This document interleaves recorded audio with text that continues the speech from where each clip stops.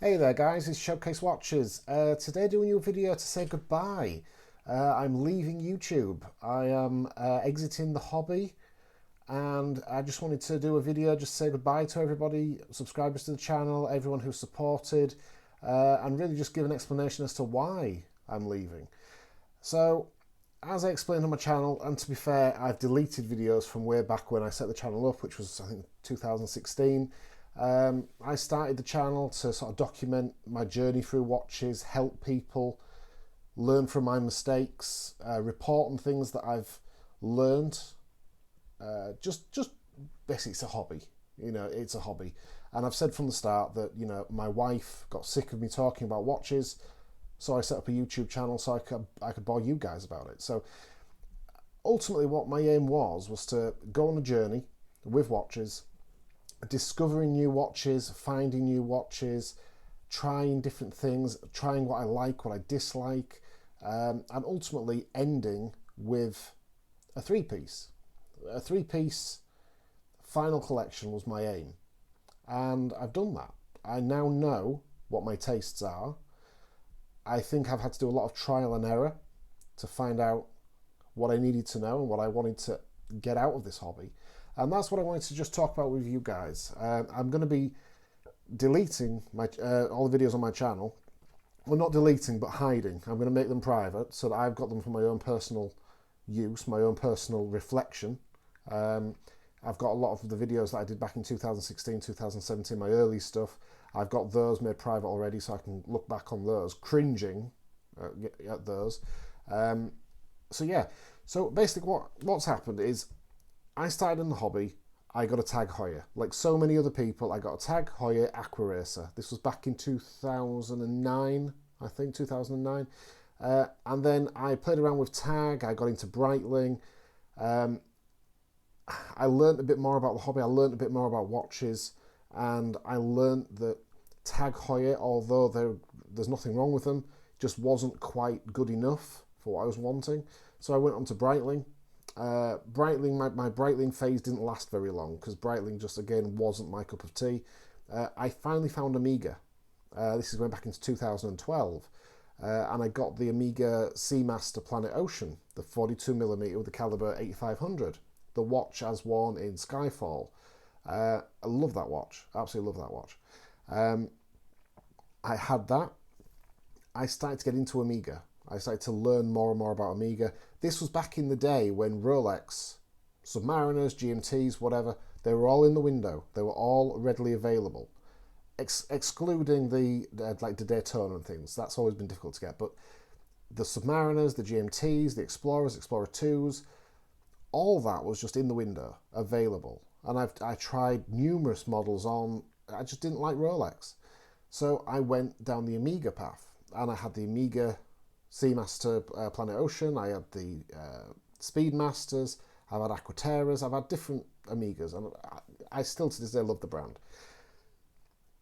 I then decided that the allure of Rolex was so great, I had to put my feet in the water. I had to try Rolex. And I found that, yeah, I liked the watches. I thought they were good, well built. A little bit on the flashy side for me, but, still a beautiful watch. And I bought a 114060 Submariner. That was my first one. I actually got that pre-owned actually because this was back in the day when you could get them under retail. And I think I paid 4,200 or 4,300 for that watch. Like I said, bearing in mind they were in the window. You could still buy them. And my second Rolex was actually in 2017, which was a Rolex Submariner Hulk, the 116610 LV. I got that watch, and that was the one that unfortunately got stolen.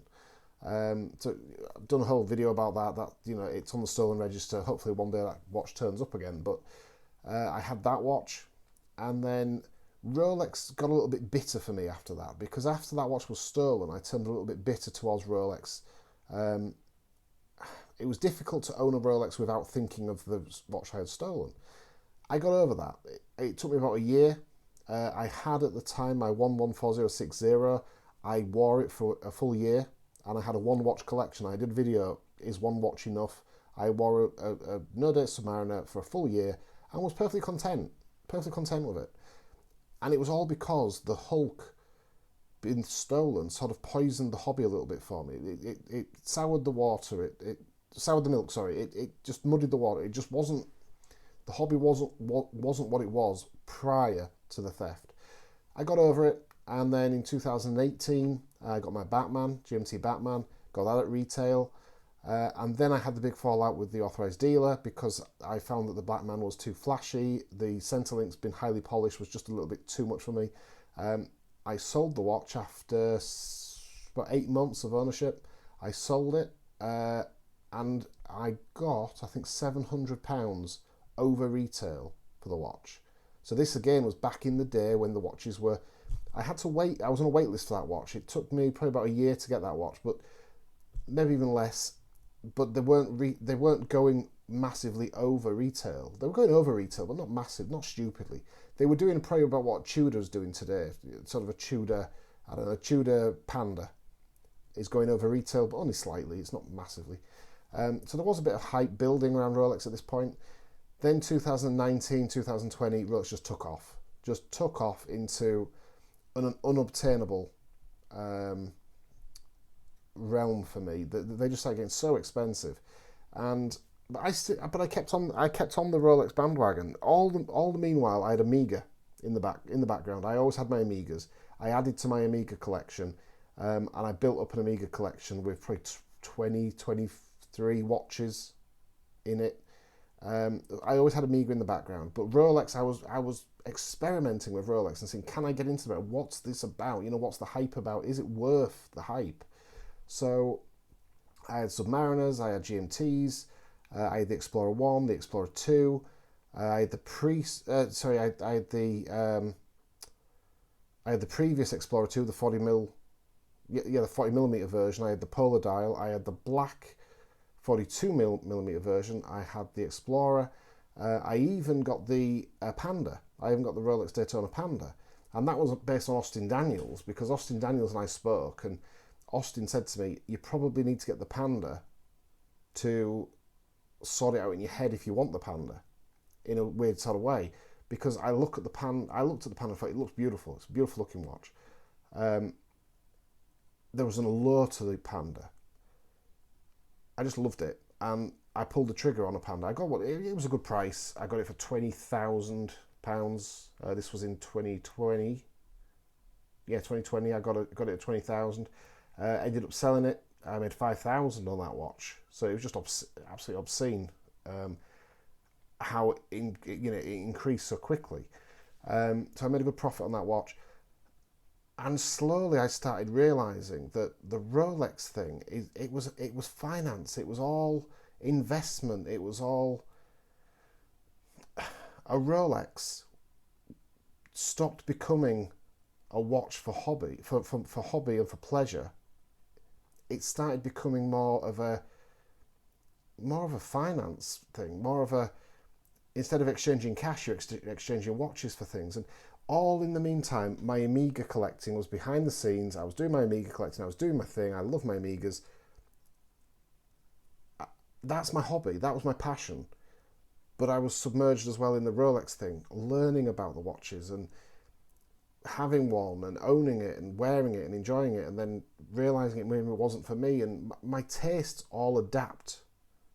When you get a watch, you realise what you love about the watch, you realise what you hate about the watch. And by the time you've handled enough watches, you get to the point where you know what your tastes are, you know what flicks you switch, you know what watches you like, you know what you dislike.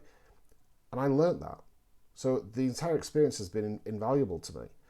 And with the Daytona, I owned it and I put it on the wrist. I loved it. It was, to this day, I still think it's a phenomenal watch. If they were at retail, I would have one in a heartbeat.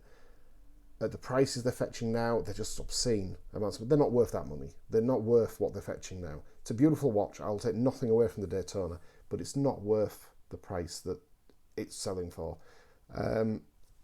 Beautiful, absolutely beautiful, just not worth the money. All the Rolex watches that I've mentioned, the Submariner, the GMTs, the Explorers, Explorer 2s, the Pandas, Daytonas, all of them, they are all worth their retail price. Easily. They're all fantastic watches and they're worth the retail prices. Are they worth what they're selling for on the secondary market? Well, as always, something is worth what somebody else is willing to pay. So yes, they're worth it because there's somebody out there who's willing to pay those prices. Is it worth it to me? No. They don't have the horological value. They don't have the interest. Rolex has become, and I don't mean this in a bad way, it's become a bit of a douche brand in the way that every swinging dick has a Rolex. And I don't need to prove anything to myself. I don't need a watch on my wrist to prove that I am a certain type of guy or that I've achieved things in my life. I don't need a mark of achievement. You know, I know what I've achieved. I know what I've not achieved. I know what I've yet to achieve. I don't need a watch to tell me that. So Rolex didn't appeal to me from that perspective. Ego massaging, I suppose I have an ego, but a Rolex doesn't massage it. It just wasn't the brand for me. And I realised by owning multiple Rolex and my Omegas, my tastes were starting to emerge. What I loved and disliked was starting to emerge. And with the Rolex, the entire Rolex catalogue, the one watch, which to this day I will say is the best Rolex ever made, is the Rolex Explorer. Whether that be a 36mm, whether it be the 39mm, it doesn't matter. The 1016, stunning watch. Unfortunately, I don't have the wrist to pull it off. I've got quite big wrists. I had the 39mm Explorer. That is the one watch you could live the rest of your life with and just be satisfied. It's a beautiful watch. It is the best Rolex ever made. The Rolex Explorer, in my opinion. So then I realised, I took a lesson away from that. I realised that I had the ceramic Submariners, I had the pre-ceramic Submariners, I had the GMTs, the Batman and so on. I had in fact I had the Batgirl for a short spell. I had the Daytona Panda. And I realised that all these watches just weren't, they were too blingy for me, they were too much, they were too in your face. So I realised that I actually prefer more subdued watches. So then I was looking at my Omega collection. What do I like about Omega? Going back to the 42mm Planet Ocean from 2012, that is a matte ceramic insert. So I realised that, I like a matte finish. I don't like the ceramic, the glossy ceramic. I don't like that. And it was my criticism of pretty much every Rolex I've owned, apart from the Explorer and the Explorer 1 and the Explorer 2. They weren't ceramic. They were just, stainless steel. They were just a stunning watch. They weren't trying to be anything more than what they were. And I really respected that about the watches. I really respected the understatement value of the Explorer 1. I really respected how much of a tool watch the Explorer 2 is and the usefulness of the watch, as well as it being just a pure tool. A bit understated, a bit under the radar. I appreciate these watches for that. So then I started looking back at my Omegas again, and I was looking at the Omega Seamaster Professional, the professional model. I had it in blue, again ceramic, too flashy. I didn't wear the watch a great deal. The bracelet wasn't quite right for me. Well, the bracelets on the new Omegas are quite poor, so they weren't ticking the box. So I started piecing together what I loved and what I disliked. But I realised I loved the Omega Speedmaster, the 1861, the 3861, loved both those watches. So I knew that a Speedmaster had to be in the collection. And taking away from what I learned from other watches, I landed on this one, which is the Ed White. Now, the one thing this does go against is this is actually a ceramic bezel insert in this watch, but you wouldn't know it because it's such a small, thin bezel. The fact it's ceramic or aluminium doesn't really matter because you can't really tell. It's not. This isn't a blinged out watch. It is, it's got the outer links are polished, obviously, so it's not like a matte finish like the No Time to Die, but it's just a beautiful watch. And this is a historic watch. It's the caliber 321, so I appreciate the movement in this. I appreciate the historical significance of the Ed White, and it's a link to NASA. As you can see in the background here, I've got the Saturn V5 rocket. So I'm a big NASA fan. I'm a bit of a geek, and I appreciate the watch for that reason. I appreciate its sizing. The size of the watch is absolutely fantastic. I was a little bit, when I got the watch, I was a little bit gutted that it wasn't a aluminium bezel and it wasn't Hesalite crystal on the glass. I was a bit, yeah, I'd have preferred that. But then I get it. I get what they've done with this watch. They've not made it to be accurate for use in space. Who's going to buy this watch and use it in space? Nobody. So putting ceramic insert and a sapphire crystal on made perfect sense, because then they've got on the case back, they've got the display back. So you've got the display back with the sapphire crystal. So it's a sapphire sandwich. So I get it. I get the watch. This is my going out watch. This is the watch that I'll strap on if I'm going out for a meal or whatever. I'll wear the Ed White. This is probably my favourite watch in my collection, and this is probably the favourite watch I've ever owned. And this is the watch that made me realise I didn't like the Daytona, or I didn't love it. This came into my collection. The Daytona left within a month. The Daytona, I chose this, and I've had this 6 months now. Zero regrets. Absolutely love it. So I realised that's my chronograph ticked. I realised what chronograph I wanted. I looked at all different chronographs. Looked at everything from Breitling to Omega, Rolex, Zenith. I looked at numerous. I even considered the Tudor Panda. I looked at numerous different chronographs, and none of them came close to the Ed White. So the Ed White ticked all my boxes. It's the brand I love. It's the Speedmaster I love. It took me owning several Speedmasters. It took me to realise what I like and dislike. And again, going back to the Omega bracelet, the bracelet on the 1861 just wasn't for me. The bracelet on the 3861 just isn't perfected enough. It's a nice bracelet, it's just not good enough. Whereas this one on the flat link bracelet is perfection. So that's why I ended up with the Ed White. It's got the heritage, it's got the movement, it's got the case, it's got everything that I wanted in a watch or in a chronograph. So the Ed White is, of all the chronographs I've owned, this is the one and only I've kept. So that ticks the chronograph box. The second watch to tick the GMT box, there is only one GMT, in my opinion, in the world, and that is a Rolex. If you were talking GMTs, it's got to be a Rolex. So I haven't got the watch yet, but I'm looking for a 1984 Rolex Gmt Pepsi. So it's the 16750. Now the 16750 is the last of the GMT Masters before they went on to the GMT Master 2. So it's got the 100 meter water resistance, but it's still got the plexiglass crystal. That watch to me is perfection because it's got the vintage. So it's much like the Ed White. It's a vintage watch. It's not flashy, doesn't have the ceramic. It's not a flashy watch. It's a nice, understated, subdued watch in Rolex terms.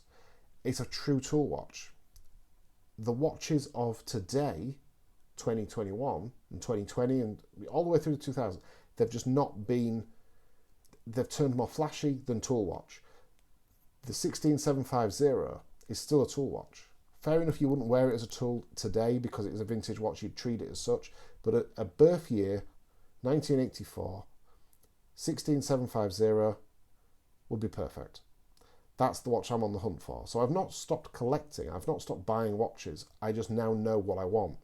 I've owned the 16700, I've owned the 16710, and I've owned a 16750, but that was in 1985, I think, or 6. It was, anyway, it wasn't the early matte dial, it was the glossy dial after that. So it was I think it was 1985 and 1986. It wasn't a 1984, so 1984 is the one I'm looking for, preferably on a Jubilee. So I've decided on that. I know I want that watch. So that's GMT, tick. And the final one, dive watches. Now dive watches is the minefield because there is so many contenders. And dive watches, I've had everything. pretty much everything. Apart from a Blancpain, I've had pretty much every other dive watch. I've had the Super Oceans, I've had the Tudor Black Bays, I've had the Black Bay 58s, I've had the Submariners, I've had the Deep Seas, I've had the Seamasters, I've had the Seamaster Professionals, I've had the Seamaster 300s. I've had every dive watch you can imagine. And I settled on a dive watch which ticks all my boxes, and that is the 1957 Omega Seamaster. And this watch again is the flat link bracelet. It's got the vintage inspired clasp, but it does have a adjustment inside it, a push button adjustment, so you can adjust it on the go. On the dial, it's a tropical dial, so it takes away all the things I love about the No Time to Die Seamaster that I have. All the things that I love about that watch are in this, and all the things I dislike about that watch are not in this. So this has the flat link bracelet, it has the tropical dial, it has the vintage aesthetics but with the modern movement, so you can wear this as a modern watch. It's anti-magnetic to 15,000 Gauss, it's the caliber 8806, so it's the same movement in this watch that's in the No Time to Die. So this, make no mistake about it looks like a vintage watch, but this is modern tech through and through. It's vintage with modern build, so you know I can wear this watch every single day and just adore it. The bezel is a countdown bezel, which I find more useful than a dive bezel. So this is a bidirectional bezel, so it goes both ways, and it's a count down rather than a count up. So when I'm trying to time things, I can put it to the setting where I want it, and then I can just wait for the minute hand to meet the pip, and then I know I've timed. I prefer that to a dive bezel. So this ticks the boxes. It's 300 meter water resistance. So I have kids. You know, we'll go to we'll go on holidays and things, and I'm in and out of the pool. I'm active with the kids. So sapphire crystal is a must. Water resistance is a must. I appreciate the bezel being the aluminium. It's a solid case back, but with nice. I have done a video on this watch, so you can go back and check out the video. It's got a solid case back, so it's a bit like the Submariners of old. So it's a no fuss case back. It's just a vintage. It's a vintage inspired watch. I suppose this is the equivalent if Rolex was to do a reissue of the 5513 or something along those lines. It's from the similar era. So, this is a 1957 trilogy. I adore this watch. Like I said, I've covered it. I've done videos on this, and I nearly included a fourth watch in this collection, and the fourth watch would have been the Rolex Explorer, would have been the 39mm Rolex Explorer 1. But then I realised that the things that I love about that watch are also in this watch. So if I had the Rolex Explorer, I might be doubling up a lot of the things with this watch, and I don't want that. I want it to be a three-piece, because I truly believe that a three-piece collection is the sweet spot. That is the perfect collection to have, because you've got GMT, chronograph, dive watch. For me, a dress watch is completely wasted. If you like dress watches, four-piece will probably work fine, because you can have a dress watch in there. For me, I don't wear dress watches. I don't wear a suit apart from for a funeral or a wedding, and I'm not going to buy a watch just for those events. I'll wear the Ed White to those events. So I don't need a watch for those events. So dress watches are completely wasted on me. So you can argue that a fourth section would have been worthwhile, but not for me. Three-piece was always going to be the plan for me. Dive watch, chronograph, GMT.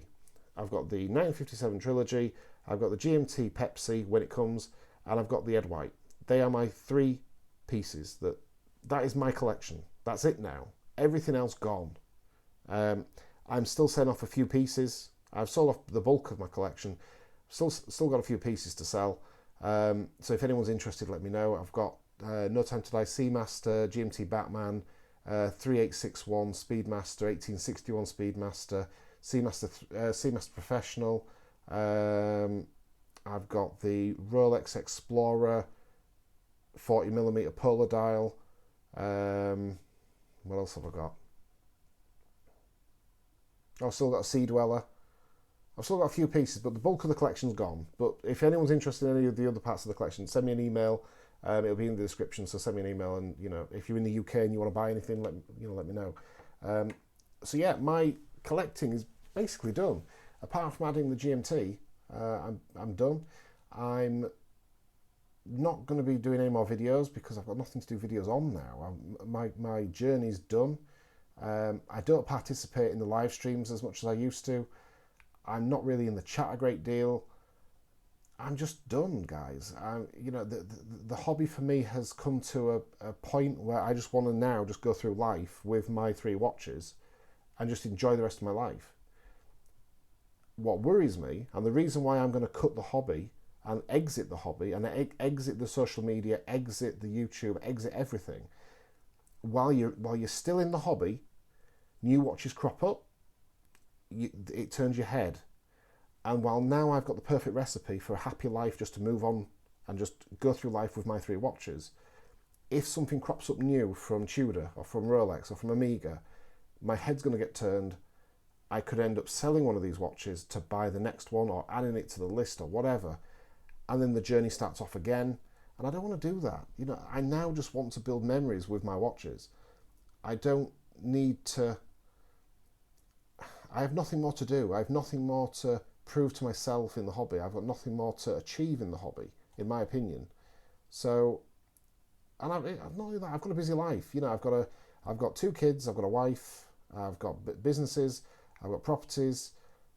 I have enough to do without, making vids and without scouring the internet with watches. And honestly, guys, the headache you get from watching, if you're new to the hobby and you're watching this, for God's sake, sense check yourself early on, because this consumes your time. I can be at work on a busy day at work, and if work's really hectic and I just want to take a 5-minute breather, I will go on YouTube, or I will go on to a watch forum, or I'll go on to look on my phone at something. 45 minutes later, I'm still looking, and you think, shit, I was only supposed to be doing this for 5 minutes. What the hell? It does consume. And YouTube, watching YouTube videos and participating in YouTube live streams and doing live streams and all that, it all consumes time, and it consumes your life if you're not careful. So just be careful of that. If you are new to the hobby, be careful of that. I learned that quite early on, thankfully, so I managed to keep my distance from it, but it can consume you if you're not careful. So guys, listen, one last time, I just want to say thank you to everybody. Thank you to everybody who's watched my channel, everyone who's watched my videos, long-time supporters, everybody who I've met. If I've met you, spoken to you, and we've not fallen out, thank you so much for your friendship. I really appreciate it. Giving a shout out to some people off the top of my head. You've got Archie Luxury. Archie Luxury got me into YouTube. I've learnt a great deal from Archie. He's not everybody's cup of tea. He's always been straight with me. Check out Archie's channel. It's a great channel. It's educational, with a lot of drama and a lot of humour. If you're not a snowflake and you've got thick skin, hop over to Archie's channel. You'll have a good laugh. Austin Daniels has been great. He's helped me see the good side, the bad side of what I like in watches. You've got ID Guy, again as a friend. ID Guy and myself shared the same watch. We both had the 1957 trilogy, and he helped me get into this watch. We've obviously got the Blue Shirt Buddha, Bruce. Unfortunately, he's no longer with us. Fantastic guy. I spoke to Blue Shirt on many occasions. We had a lot of WhatsApp conversations. We spoke together online on YouTube. We were the B team. So Blue Shirt Buddha, myself, and ABC were the B team on the Archie Luxury channel. It used to be the Rancher, Mark Goldberg, and Doc used to be the A team. The B team was Blue Shirt Buddha, myself, and ABC. So Blue Shirt Buddha was a fantastic guy. Very, very sad loss. My condolences to his friends and family. I miss Bruce. I really do miss Bruce. He was a top guy. You've got there's Tim Wright from timwright.com. Go check Tim's channel out. JJ, Marco, Bear Clooney, Mark P. I'm just reciting names that I can remember, guys. There's literally hundreds of people that I've reached out to. They've reached out to me. We've had conversations. We've had a good time, and I talk to everybody who I have communicated with, shared screen time with, spoken to. Thank you so much. I'm not cutting ties with you guys. Don't worry. I don't just abandon my friends. If I'm friends with you, I'm still here. But for the bulk of it, I'm just cutting ties with the community as such. I'm just coming off YouTube. Yeah, I'm done. Basically, I'm done. Might be back in a few years. I'll see where life takes me. But yeah. So thanks again, guys. This is Showcase Watches for the last time, signing off. So thank you for watching, guys. Take it easy, and I'm wishing you all the best health and wealth while wearing your watches. Thanks for watching.